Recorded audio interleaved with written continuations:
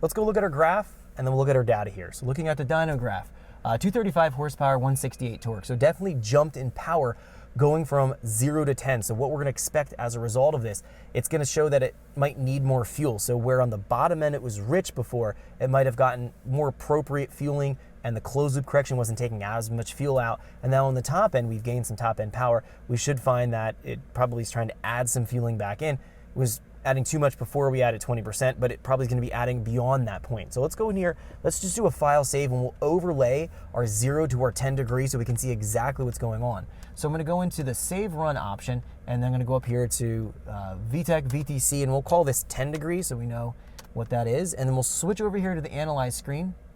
And now we can see here, oh, let's switch back. We can see what's going on. Now the blue line is our non-VTEC pool.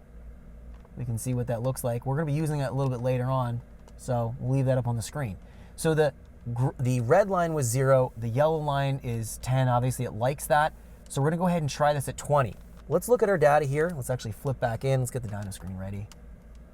So that's all good to go. Okay, let's flip into our data here and take a look at what's going on. So looking at our data, looking in our window here, we're gonna find before where it was taking out, and again, we didn't change anything on the low RPM here, high throttle, low RPM. We didn't change those VE values. Recall it was taking about 15%, 16%. Now it's only taking out here about 4%. So obviously it's getting very close to the target. So the green is the target, the yellow is the actual. We're getting closer here as we rev it out. We can take a look on the top end. We added 20% in, and it's still trying to add about another 4% in. We're actually at the target right here. That looks good.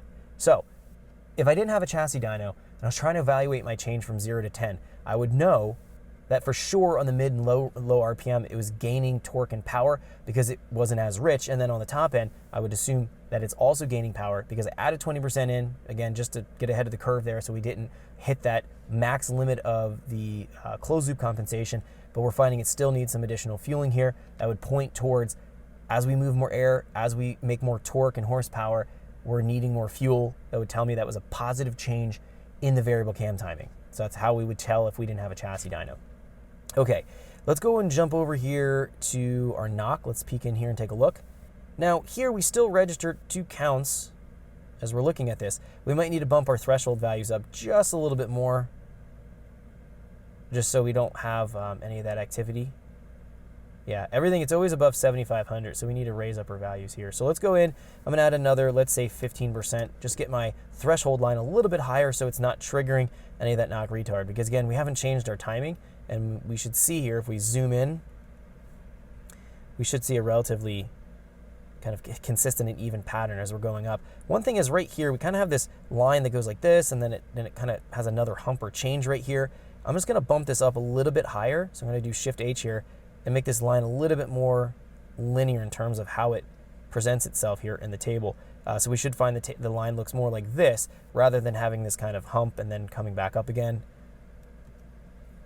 The threshold is definitely important. We want to make sure that that's more looking like our engine speed. That's kind of the way we can see that knock curve looks. I want that line to hover a little bit above where it's showing pool to pool.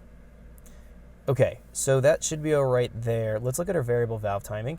And we can see right here. Thanks for checking out our teaser clip. If you want to see the rest of this video and more than 500 hours of current EFI training we have to offer, make sure you click right here. If you want to go and check out more teaser clips from this training course, click here. And you don't want to miss any of the videos we're going to be releasing on this channel, so make sure you subscribe and click here.